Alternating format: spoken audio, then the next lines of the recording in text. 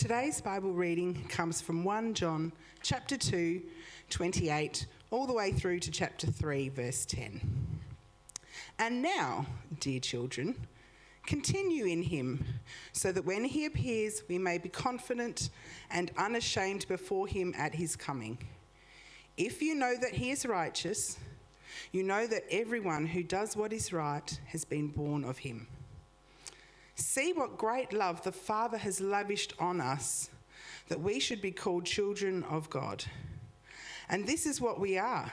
The reason the world does not know us is that it did not know him. Dear friends, now we are children of God, and what will be has not yet been made known.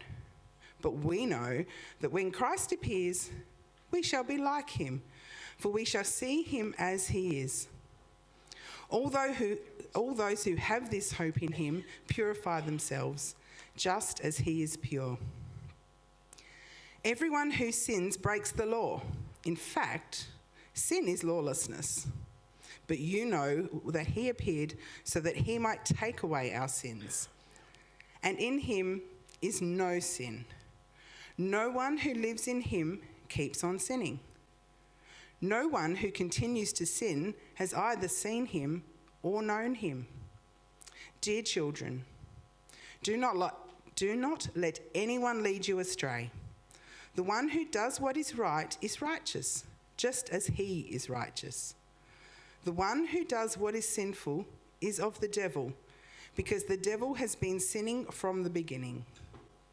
The reason the Son of God appeared was to destroy the devil's work. No one who is born of God will continue to sin, because God's seed remains in them. They cannot go on sinning because they have been born of God.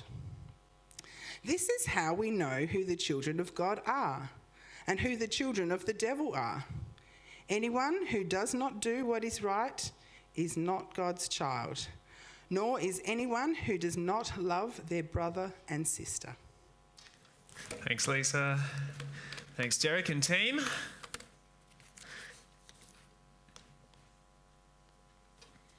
Don't know what you made of that reading. We're moving through 1 John as I preach this year, and perhaps you notice something that's been evident throughout the letter but really comes to a head here, that John sees the world in black and white terms. Have you felt that as we've gone along?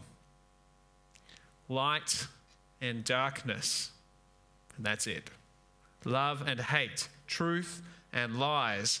Particularly obvious in today's passage, there are two kinds of people: children of God and children of the devil. Chapter 3, verse 10. That's pretty stark, isn't it? We don't tend to think like that. We hesitate to paint the world as good versus bad, don't we? Yeah. And we see that in our society, even in superhero movies, which traditionally were good versus evil. There's been a whole swathe of movies recently with anti-heroes, with good guys who aren't really that good. Or movies where it's good versus good, Batman versus Superman. Because I think in society more broadly, we're really uncomfortable to say us versus them. Good versus evil. It sounds judgmental, right? What are the words we use? Judgmental, close-minded, intolerant. And yet John, who is often called the apostle of love, writes these words and calls us to use this language. How can that be? That's the big question we're basically going to answer today, and then see what we do with this distinction. But let's start by asking, why is it we're so uncomfortable? I think it's because we're taught not to demonize others. We're taught to look for the good in everyone, and there's something right about that. Certainly it's a very practical response to living in a multicultural, multi-faith world. How do we live in a world of differences without just declaring war on everyone who's not like us? Well, we look for the good. But that means that when John makes clear distinctions between us and them, well, to us it sounds like discrimination, hate speech.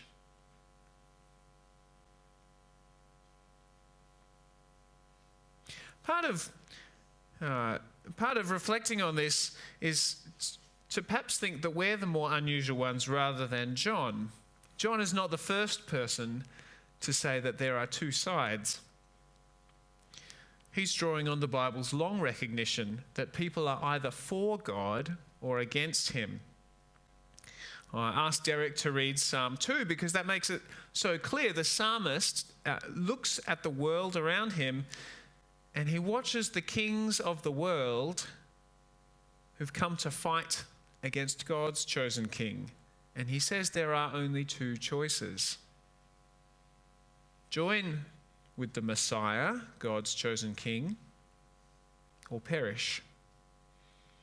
Kiss the Son, lest he be angry and you perish in the way, for his wrath is quickly kindled. Blessed are all who take refuge in him. You've got a choice. Kiss the Son or perish. There's no middle ground. There's no neutral territory. You're either for God's Son or not.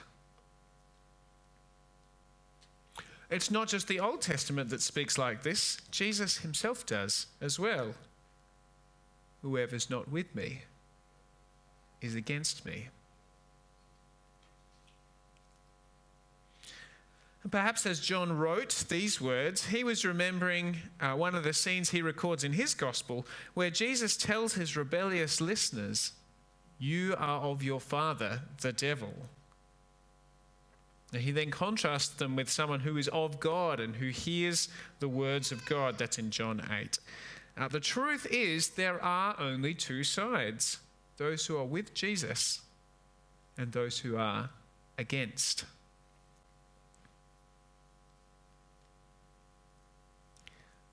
That's a confronting conclusion. It's confronting in our world where truth is relative. People say that all religions are basically the same. And in that context, John's words are very provocative. But I think they're also refreshing. Refreshing because they have the clarity that comes from the God who does know truth from error. We might struggle, but God knows right from wrong. There is right and there is wrong. There is good and there is evil. And in a hazy world, it's nice to see something clearly.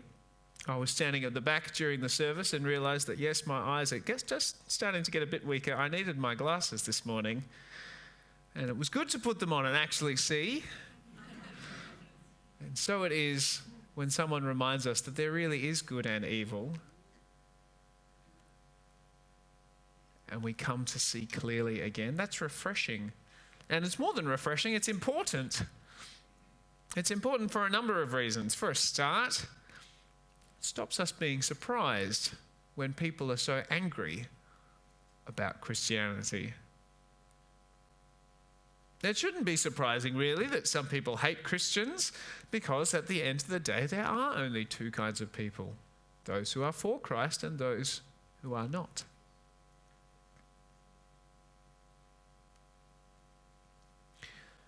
It is worth noting, though, that although John is clear that there are only two categories, Christians and non-Christians, he doesn't say we get to decide who is in which. He simply says that we recognize them. We know, he says, chapter 2, verse 29. It becomes evident, chapter 3, verse 10. We see, but we don't get to arrogantly put people in these two categories. We just recognize where they fit based on God's judgment. If you see someone walking past you wearing scrubs, you recognize they're a medical professional. You haven't decided that. You've just seen the signs and recognized what's pretty obvious. And in the same way, we recognize who God's people are by clear signs. And God just calls us to practice that recognition, to figure out who God's children are and who aren't. And to do that, John gives us a diagnostic, a test, a way of understanding. John starts by talking about God's children. How do you know who they are? The first explanation is in verse 29. Everyone who practices righteousness has been born of him. Anyone who does good, anyone who's been born of God, well, that makes sense, doesn't it? God is righteous. Someone who does good is bearing the family likeness. And therefore they are born of God. And even though John's just getting started with this explanation, the wonder of that statement stops him in his tracks and he marvels. Look, chapter 3, verse 10, look, what kind of love is this? That we should be called children of God. And not just called that, but that is in fact what we are. You remember that people wanted to kill Jesus for calling God his Father. That's how outrageous this idea is, and yet this privilege has been extended from Jesus to us. Ordinary people like you and me are suddenly God's children. What kind of love is that? Asks John. It's exactly the right question, isn't it? Words hardly suffice. Overflowing love, incredible love, grace-filled love, divine love. John is filled with awe as it hits him again, as he reflects on our privilege that we should be called children of God. And that response, that humble, awe-filled response, I think is one of the reasons that John's two camps only look in life. Well, it's not arrogant. It's not inspiring of hate speech, because he recognizes how unworthy we are to be called God's children. You could hardly read this and say John is smug, could you? Or that John is self-righteous. He's humble. He's thankful. He's full of awe. What incredible love that God should call us his children. But he does go on. Verse 3, God's children are those who are looking forward to Jesus' return, who hope in him, and who purify themselves in the way that Jesus was pure. John knows that it's Jesus' blood that cleanses us, but there is a call here for us to purify ourselves, to put off sin. We are God's children, and so we seek to look like the model child, the firstborn son, Jesus, the eternally pure one. And again, verse 7, John describes them as those who do righteousness. The emphasis is pretty clear. He just keeps on telling us God's children do what is right. Christians are those who obey Christ. We call Jesus our Lord and we live that way. From the beginning, John has described God as light. Christians are those who walk in the light. It just goes on and on. And the flip side is interwoven throughout this passage, because it's pretty hard to describe one of these groups without commenting on the other. As John describes the children of God, he also describes the children of the devil. They sin. They are doers of lawlessness and sin. They are unrighteous and loveless. How do we know who God's children are? Well, we look at their lives and see how they live. It's pretty simple. And the same is true for the devil's children. We look at their lives and see how they live. The strength of this test is that it's really simple.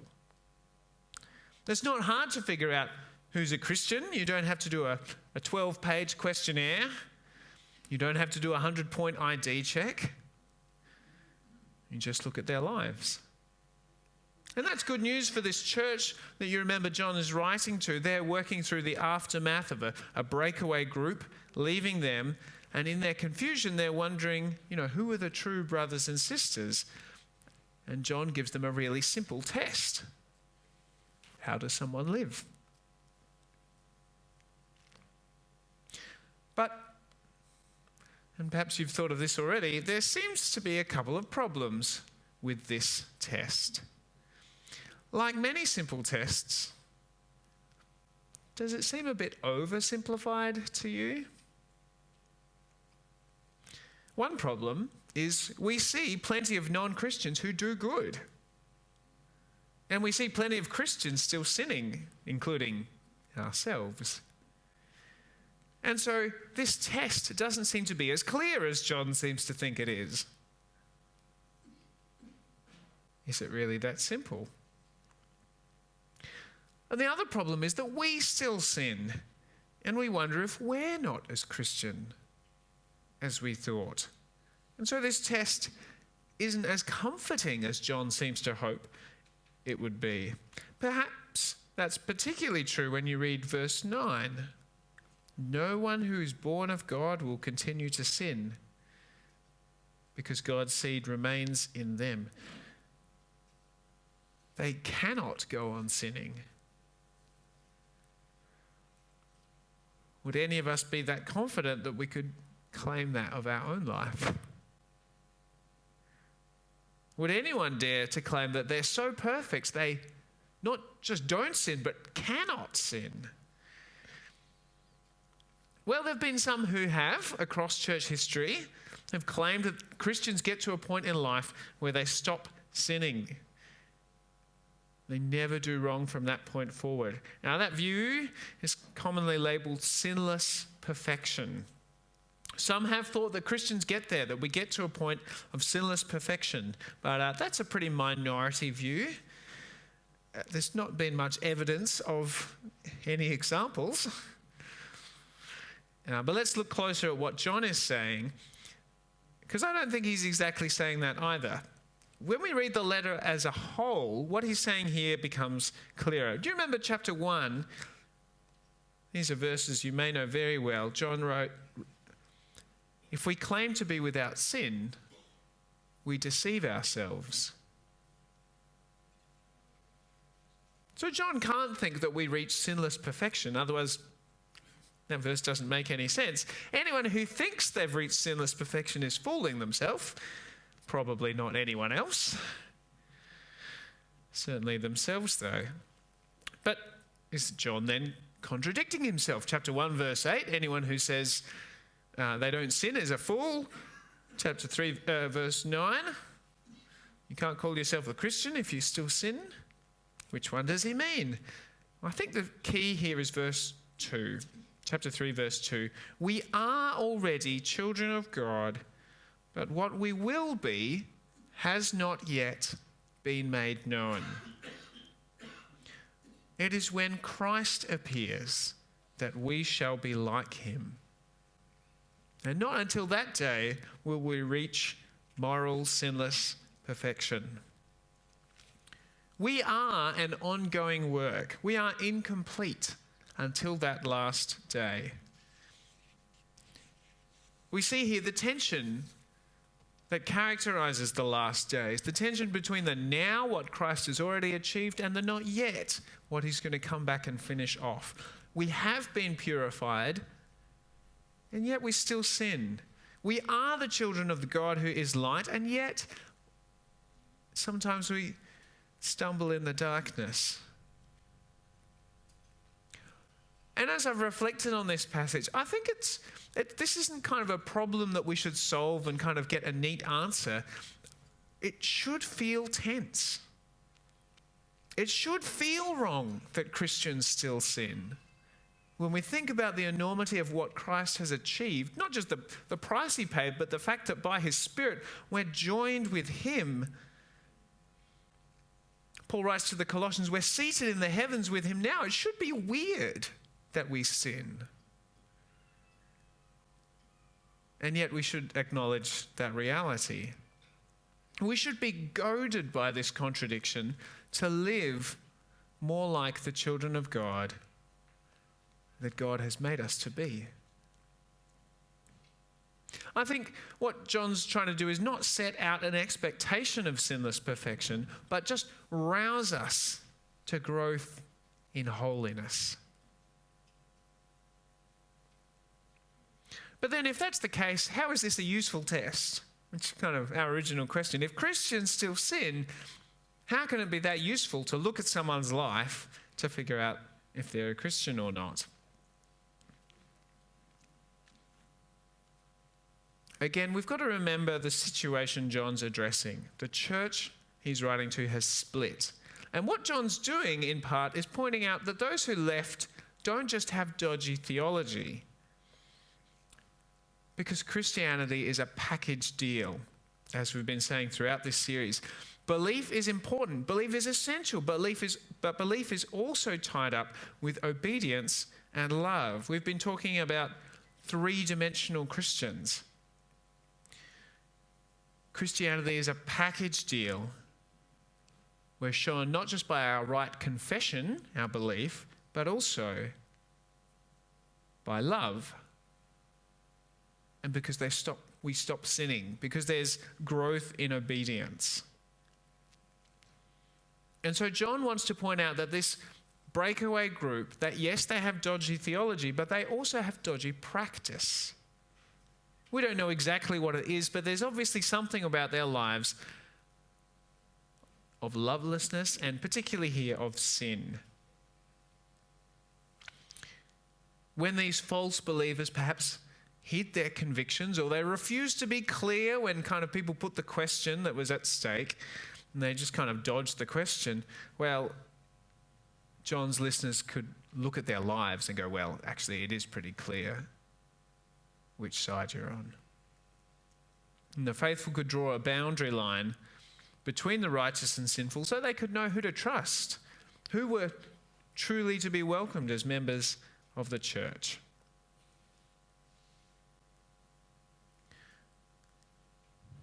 Knowing all that is helpful for us as we try and apply John's directions today. Yes, it is confusing that plenty of non-Christians do good. You could think of lots of examples. Let's start with the Dalai Lama, right? He's not a Christian, that's pretty obvious, but he's a shining example of non-violence. But remember that John is trying to help his readers distinguish between true Christians and false Christians. The test isn't designed to figure out if the Dalai Lama is a Christian, because you don't need a test for him. You could just ask him, and he would tell you quite happily. John's focusing on the obedience issue because that clarifies where there's confusion, where there are true and false claims to be Christian. Because the Christian life is multidimensional, obedience, belief, and love, well, you can use all of those kind of together to figure out who God's people are.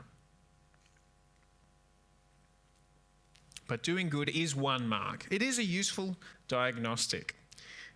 And I think about that in my own history. I think about some of those who I went to church with as a young adult, who claimed to be Christian, who sang with passion on Sunday, who even served in various ministries, but there was consistent sin in their lives. They slept with their boyfriends, or they were regularly out getting drunk on the weekend. And I had to wonder at the time, are these people really Christian? And my doubts at the time, I think, have been proven true, as they've stopped in the years since even calling themselves Christian. No matter what people say or how religiously they behave in church, their lives can betray the truth. John's diagnostic works just as Jesus' own one did. By their fruit, you will know them.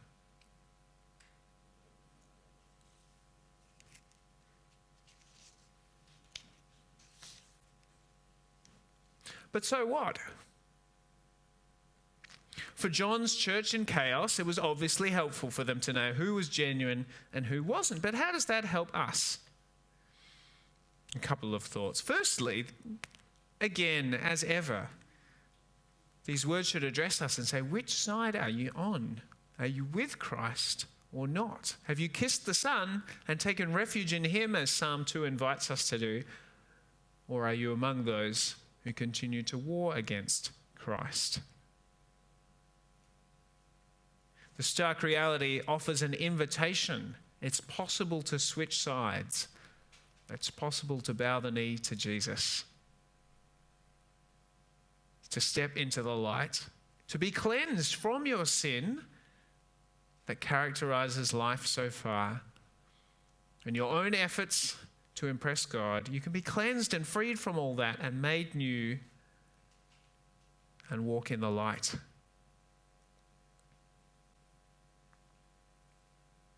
But once you are a Christian, how does all this help? How does knowing who is a Christian and who isn't, how does that actually help? Or does it just encourage all our sinful tendencies to be judgmental about others? I don't think necessarily so. It could do that. But John has a goal here for us. Let no one deceive you, he says. Let no one deceive you. John has a real pastoral concern. He's got a concern that there are people who claim to be Christians but are leading God's people astray. Their false teaching and their false practices risk this precious church being led away from the truth, which would be a disaster. It's the truth, remember, that sets us free. To leave the truth means to walk into slavery. And that's why John reminds them that there are only two sides. And he teaches them to tell the difference, because if they don't, they could be deceived and trapped again. Yet again, John is merely echoing what Jesus taught all along. When Jesus, in that passage where Jesus talks about recognizing people by their fruits, the context is about warning against false prophets who might lead his people astray. And so as I think, what do we do with this passage?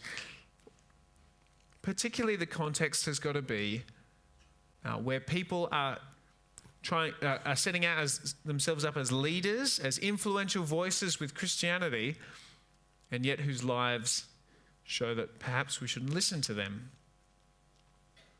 In a city as big as Adelaide, and with a big Christian bookstore in town and others around, and the entire internet before us, there is a huge range of teaching out there that claims the name Christian. How do we know what's genuine? How do we know what's going to be worth listening to, reading, going to the conference, whatever it is? Well, John says that looking at people's lives is a good sign. Anyone whose life shows consistent sin, we should be suspicious of what they have to say. Now, we all stumble in various ways. Now, the worldly media loves to report a fall. And so I wouldn't be too hasty to write off a Christian speaker or author because, you heard this thing once. But I would take seriously what John has to say. Those whose lives show unrepentant sin, I wouldn't trust what they say or what they write. I'd also be suspicious of those whose lives just aren't different from the world around them. People whose lives don't show obvious sin, but they don't show obvious obedience either. It's the same not just for books and online sermons, but, in the church scene around Adelaide. John's not trying to create suspicion. Rather, he's writing to a situation where suspicion is rife and he wants to clear things up a bit. He's calling us to practical discernment because eternal destinies are at stake. There are only two sides. Children of God, those of Christ, and children of the devil. And we've got to recognize that. We've got to be aware of the truth. And we mustn't be deceived. How about we pray and ask God to help us do that? Father, we ask that you would grant us a great clarity as we look at the world around us. Like putting on glasses, clear away the haze. We ask that we might know who your people are and who are not. We ask that so that you would keep us from being deceived by false Christians, that we might know you rightly, that we might walk with you rightly. We're aware of our judgmental tendencies. Help us to never look down on those who don't follow Christ. Remind us that we too are sinners unworthy of your love, and yet, in your grace, you've made us your children. Help us to keep issuing that call. Help us, though, to hear your call, to heed the true and false. Please help us do that. We ask this in Jesus' name, the one who brought clarity to all the grey that we struggle to understand. Keep us pressing forward till the day he returns and we're made like him. Amen.